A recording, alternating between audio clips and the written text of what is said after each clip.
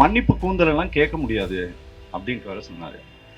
எங்க இருந்து இந்த ஆணவமும் திமிரும் வருது? மத கலவரத்தை உண்டாக்கி இந்த தமிழ்நாட்டை ரத்த காடாக்க வேண்டும் அப்படிங்கிற ஒரே ஒரு நோக்கம். அண்ணாமலை திமுகவிற்கு எதிராக இங்க அரசியல் செய்யவில்லை. அவர் யாருக்கு எதிராக அரசியல் செய்யறாரு அப்படின்னா, இந்த ஸ்டேட்டுக்கு எதிராக அரசியல் செய்யறாரு. இந்த ஸ்டேட்டினுடைய அமைதிக்கு எதிராக அரசியல் செய்கிறார். நாங்க உங்க முகத்திரையை உரிப்போம் அண்ணாமலை, நாங்க உங்க முகத்திரையை உரிப்போம். இந்தியாவிலேயே அண்ணாமலை போல சகல சௌபாக்கியங்களோடு அரசியல் செய்யக்கூடிய அரசியல்வாதி ஒரே ஒரு ஆள் கூட கிடையாதுன்னு. 14 மாநிலங்கள்ல இருக்கக்கூடிய பிஜேபியினுடைய பிரசிடென்ட் இப்படிதான் பேசிட்டு இருக்காங்களா பைத்தியக்கார மாதிரி? அண்ணாமலை ஒரு நேர்காணல் குறித்து தெரிவித்த ஒரு ஒரு கருத்துக்கு மட்டும் இந்த கண்டனமும் இந்த ஆர்ப்பாட்டமும் இங்க நடத்தப்படுதா அப்படின்னா அது கிடையாது. அதுக்கு பிறகு அவர் ஒரு விளக்கம் கொடுத்தாரு. விளக்கம் கொடுத்த போது அவர் பேர்ல எல்லாரும் ரொம்ப வன்மம் காட்டுறாங்க, அதனால எல்லாரும் போய் ஒரு நல்ல மனநல மருத்துவரை பார்க்கணும் அப்படின்னாரு. அதோடு மட்டும் ஒரு நிக்கல, மன்னிப்பு கூந்தல் எல்லாம் கேட்க முடியாது அப்படின்ட்டு வர சொன்னாரு. எங்க இருந்து இந்த ஆணவமும் திமிரும் வருது யோசிச்சு பாருங்க. இந்த ஆணவத்துக்கும் திமிருக்கும் எதிராகத்தான் இந்த ஆர்ப்பாட்டமும் இந்த கண்டனமும் இங்க நம்ம பதிவு பண்ணிட்டு இருக்கோம். இதை முதல்ல புரிஞ்சுக்கணும். நான் ஒரே ஒரு சம்பவத்தை மட்டும் நான் இங்க இருக்கிறவங்களுக்கு கொஞ்சம் ஞாபகப்படுத்த விரும்புறேன். தஞ்சாவூர்ல அந்த மைக்கேல்பட்டி அப்படிங்கிற ஒரு இடத்துல படிச்சுட்டு இருந்த ஒரு குழந்தை விஷமருந்தி ஹாஸ்பிட்டல்ல அட்மிஷன் ஆயிட்டா. அந்த இஷ்யூ தான் ஒரு மாநில தலைவராக அண்ணாமலை பதவியேற்ற பிறகு முதல் முறையாக கையில் எடுத்து மிகப்பெரிய அளவு இந்தியா முழுவதும் பூதாகரமாக கொண்டு சென்ற ஒரு விஷயம். அந்த வீடியோவை எடுத்த நபர் பேரு முத்துவேல், விஸ்வ இந்து பரிஷத்தினுடைய மாவட்ட செயலாளர். அவர் அந்த வீடியோவை எடுத்து வச்சுக்கிட்டு என்ன பண்ணிட்டு இருந்தாரு அப்படின்னா, அந்த மாவட்டத்தில் இருக்கக்கூடிய டயசிஸ்னுடைய அந்த ஃபாதர் கிட்ட கட்ட பஞ்சாயத்து பேசிட்டு இருந்தாரு. 25 லட்சம். அந்த 25 லட்சத்தை கொடுக்கல அப்படிங்கிற காரணத்தினால அந்த பொண்ணு சாகர வரை அந்த வீடியோவை அவங்க வெளியிடல. அந்த பொண்ணு செத்த பிறகு நீங்க அந்த வீடியோவை முதல்ல வெளியிட்ட ஆள் யாரு அப்படின்னா தமிழ்நாட்டோட பிஜேபி பிரசிடென்ட் அண்ணாமலை தான். அடுத்த நிமிஷம் இந்தியாவில் இருக்கக்கூடிய மொத்த பிஜேபியினுடைய முக்கியமான பிரமுகர்களும் ஜஸ்டிஸ் ஃபார் லாவண்யா அப்படிங்கிற ஒரு கேம்பெயினை சோசியல் மீடியால கையெடுக்கிறாங்க. நண்பர்களே, நீங்க நம்ப மாட்டீங்க, தமிழ்நாட்டில் எத்தனையோ பிரச்சனைகள் இங்க நடந்திருக்கு. ஒரே ஒரு பிரச்சனையை கூட தமிழ்நாட்டினுடைய பாரதிய ஜனதா கட்சி கையில் எடுத்ததே கிடையாது. 1980 அந்த கட்சி உருவான பிறகு தமிழ்நாட்டினுடைய உயர் நீதிமன்றத்துல அந்த கட்சி ஒரு வழக்கு தொடுத்தது அப்படின்னா, நீட் தேர்வு சம்பந்தமாக தமிழ்நாடு அரசாங்கம் அமைத்த ராஜன் கமிட்டியை எதிர்த்து அவர்கள் நீதிமன்றத்தை அணுகினார்கள். அதுதான் முதல் கேஸ் தமிழ்நாட்டினுடைய பிஜேபியினுடைய ஹிஸ்டரியில கோர்ட் படியேறின முதல் கேஸ். இப்போ உச்ச நீதிமன்றத்துக்கு போனாங்க. உச்ச நீதிமன்றத்துக்கு போனது இதுதான் முதல் கேஸ். வினோஜ் பி செல்வம் போனாரு. இதுதான் ஃபர்ஸ்ட் கேஸ் தமிழ்நாட்டினுடைய பிஜேபி உச்ச நீதிமன்றத்திற்கு சென்றது. ராமர் கோயிலினுடைய திறப்பு விழாவை நேரடியாக ஒளிபரப்பு பண்ணும். சரி, நான் தஞ்சாவூர் கேஸுக்கு வரேன். மொத்த இந்தியா முழுவதும் பிரச்சனை. ஏபிவிபி நார்த் ஈஸ்ட் ஸ்டேட்ல எல்லாம் போராட்டம் பண்றாங்க. என்சிபிசிஆர் இங்க மாநிலத்துல ஒரு குழந்தைகள் பாதுகாப்பு ஆணையம் ஒண்ணு இருக்கு, மாநில உரிமைகள் பாதுகாப்பு ஆணையம் ஒண்ணு இருக்கு. அந்த ஆணையத்துக்கிட்ட கேட்கல, டிஜிபி கிட்ட விளக்கம் கேட்கல, நேரடியாக என்சிபிசிஆர் இங்க டிஸ்ட்ரிக்ட் எஸ்பிக்கும் கலெக்டருக்கும் இன்ஸ்ட்ரக்ஷன் கொடுத்து அவங்க ஒரு ஒரு ஒரு ஆய்வுக்காக இங்க வராங்க. இது சம்பந்தமா அதே நேஷனல் சைல்ட் ரைட்ஸ் ப்ரொடெக்ஷன் கமிஷனுக்கு ஒரு ஆர்டிஐ ஃபைல் பண்ணிட்டு கிட்டத்தட்ட ஒரு 45 நாள் காத்திருந்தோம்.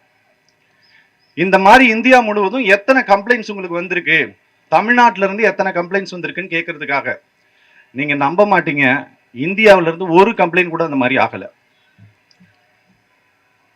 கன்வென்ஷனால சூசைட் நடந்ததுன்ட்டு இவங்க முன்னெடுத்த இந்த அவதூறு பிரச்சாரம் இந்தியா முழுவதும் என்சிபிசிஆர் அபிஷியல் ரெக்கார்ட்ல ஒரே ஒரு சிங்கிள் கம்ப்ளைண்ட் கூட கிடையாது. ஆனா இவங்க இந்தியா முழுவதும் பிரச்சனை பண்ணாங்க. மத கலவரத்தை உண்டாக்கி இந்த தமிழ்நாட்டை ரத்த காடாக்க வேண்டும் அப்படிங்கிற ஒரே ஒரு நோக்கம் மட்டும்தான். நான் இங்க சொல்றேன், இன்னொரு விஷயம் சொல்றேன்.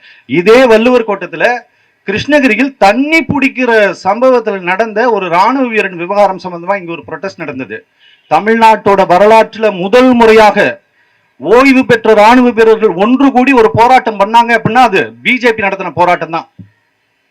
திருவண்ணாமலையில இதே மாதிரி ஒரு கிருஷ்ணகிரியில திருவண்ணாமலையில வேலை செய்யக்கூடிய ஒரு ராணுவ வீரன் அவன் பொண்டாட்டி அடிச்சிட்டாங்கன்னு சொல்லிட்டு ஒரு வீடியோ அப்படியே மன்றாடிக்கிட்டு ஒரு வீடியோ ஒன்று போட்டு விட்டான். கடைசியில் அந்த வீடியோ போட்டது யாருன்னு அண்ணாமலை. கடைசியில பிரச்சனை விசாரிச்சாதான் தெரியுது அவன் மனைவி, அவங்க அப்பா, அவன் தம்பி எல்லாரும் சேர்ந்து ஒரு கடை வாடகைக்கு எடுத்துருக்கிறாங்க. வாடகைக்கு விட்டவன் கடை கொடுன்னு திரும்ப கேட்கிறான். கேட்டவனை கத்தி எடுத்து வெட்டிவிட்டு இவங்க பொய்யா ஒரு வீடியோ பரப்பி விட்டுட்டு இங்க ராணுவ வீரர்களுக்கே பாதுகாப்பு இல்லைன்னு சொல்லிட்டு அண்ணாமலை திமுகவிற்கு எதிராக இங்க அரசியல் செய்யவில்லை. அதை முதல்ல இங்க இருக்கக்கூடிய நண்பர்கள் புரிஞ்சுக்கணும். அவர் யாருக்கு எதிராக அரசியல் செய்யறாரு அப்படின்னா இந்த ஸ்டேட்டுக்கு எதிராக அரசியல் செய்யறாரு. இந்த ஸ்டேட்டினுடைய அமைதிக்கு எதிராக அரசியல் செய்கிறார். இதை முதல்ல நாம புரிஞ்சுக்கணும். இதை புரிஞ்சுக்காம அவர் எனக்கு எதிராக எல்லாம் வன்மம் காட்டுறாங்க, எல்லாத்தையும் வெங்காயத்தை உரிப்பேன், நாங்க உங்க முகத்திரையை உரிப்போம், அண்ணாமலை நாங்க உங்க முகத்திரையை உரிப்போம், அவ்வளவு எளிதாக இந்த பிரச்சனையெல்லாம் கடந்து சென்று விட மாட்டோம். அரசியலுக்கு வரவங்க யாரும் பெருசா காசு பணம் சேர்த்து வீடெல்லாம் கட்டக்கூடாது, யாரெல்லாம் காரு பணம் எல்லாம் வாங்கக்கூடாதுன்னு சொல்லிட்டு இப்ப ஜீல மகாராணின்னு ஒரு சீரீஸ் ஒன்று ஓடிட்டு இருக்கோம். அதை நீங்க பாத்தீங்கன்னா உங்களுக்கு அதுல தெரியும். அந்த மாதிரி அரசியலுக்கு 2 வருஷத்துல சொல்றேன், இந்தியாவிலேயே அண்ணாமலை போல சகல சௌபாக்கியங்களோடு அரசியல் செய்யக்கூடிய அரசியல்வாதி ஒரே ஒரு ஆள் கூட கிடையாதுன்னு. இவர் ஒன்றும் மக்களுக்கு சேவை செய்ய வரல. டெமோக்ரஸியினுடைய 4th பில்லராக இருக்கக்கூடிய இந்த ஊடகத்துறை மக்கள் கிட்ட இருந்து யாரும் சம்பளம் வாங்கலன்னு. நாங்கெல்லாம் வேலை செய்யறோம், எங்களுக்கு சம்பளம் கிடைக்குது. நிறுவனம் ஒரு 100 பேரை வச்சு வேலை கொடுக்குது, அதனால எங்களுக்கு சம்பளம் கிடைக்குது. எங்களை அடிமைங்கிறது, நாங்க இவங்க கிட்ட காசு வாங்குறோங்கிறது 14 மாநிலங்கள்ல பாரதிய ஜனதா கட்சி ஆட்சியில் இருக்குது. 14 மாநிலங்கள்ல 14 மாநிலங்கள்ல இருக்கக்கூடிய பிஜேபியினுடைய பிரசிடென்ட் இப்படிதான் பேசிட்டு இருக்காங்களா பைத்தியக்கார மாதிரி. நான் சின்ன பையனா இருக்கும்போது எங்க தெருவில் பாத்தீங்கன்னா கொஞ்சம் பெரிய அண்ணன்கள்லாம் இருப்பாங்க.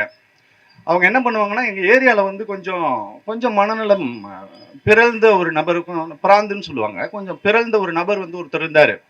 அவர் என்ன பண்ணுவாங்கன்னா அவருக்கு கொஞ்சம் தேன் மிட்டாய் வாங்கி கொடுக்கறது, இல்லைன்னா அந்த குடல் பேக்கெட் வாங்கி கொடுக்கறது, இதெல்லாம் வாங்கி கொடுத்துட்டு என்ன பண்ணுவாங்கன்னா போற வரவனெல்லாம் கெட்ட வார்த்தையில திட்ட வைப்பாங்க. அந்த மாதிரி இன்னைக்கு அண்ணாமலைக்கு தேவையான எல்லாத்தையும் செஞ்சு கொடுத்துட்டு அந்த பெரியண்ணனுக்கு வேண்டாதவர்கள் எல்லாம் என்ன பண்றதுன்னா அவதூறு பேச சொல்லிட்டு இருக்கிறது. இதை அனுமதிக்க முடியாது, இதை நிச்சயமாக அனுமதிக்க முடியாது. எல்லாரையும் கோபாலபுரம் மீடியான்னு சொல்லிட்டு இருந்தபோது மிக கடுமையாக கட்டுரை எழுதுனது நான் தான். நான் எழுதிய பிறகுதான் அவர் இந்த கோபாலபுரம் மீடியா அப்படின்னு சொல்றதே பொத்திட்டு நிறுத்தினாரு. எல்லா ஸ்டேட்லயும் கவர்மெண்ட் ஃபார்ம் பண்ணிருக்கீங்கல்ல, நீங்க அங்க இருக்கிறவங்களை இப்படித்தான் நீங்க பேசிட்டு இருப்பீங்களா?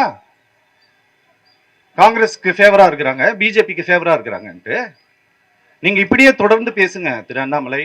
ஆனா ஒரு நல்ல மனநல மருத்துவரை சந்திங்க, அது உங்களுக்கும் நல்லது, உங்களுடைய குடும்பத்துக்கும் நல்லது, உங்க பார்ட்டிக்கும் ரொம்ப நல்லது. அது எல்லாருக்கும் ரொம்ப நன்றி. மோடி தூக்கி கொடுத்தா அந்த கோயிலுக்கு நான் ஏன் வரணும்னு கேட்கிறாரு. அது பின்னாடி அரசு இதான், நீ சூத்திர பையன் உள்ள வராதே, நான் பார்ப்பேன், நான் தான் சாமியை தொட முடியும் தான். இப்ப சொல்லுங்க, சூத்திரன் சூத்திரன் சூத்திரன் உங்களை அடிச்சுட்டாங்கல்ல, இப்ப சொல்லுங்க மனு தர்மம், வர்ணாசிரமம் இதெல்லாம் எவ்வளவு கொடூரமான சனாதனம் அப்படின்றது மோடியை வச்சு இன்னைக்கு இந்தியர்கள் புரிஞ்சுக்கணும். அதைத்தான் இன்னைக்கு நம்ம சொல்ல வேண்டியது.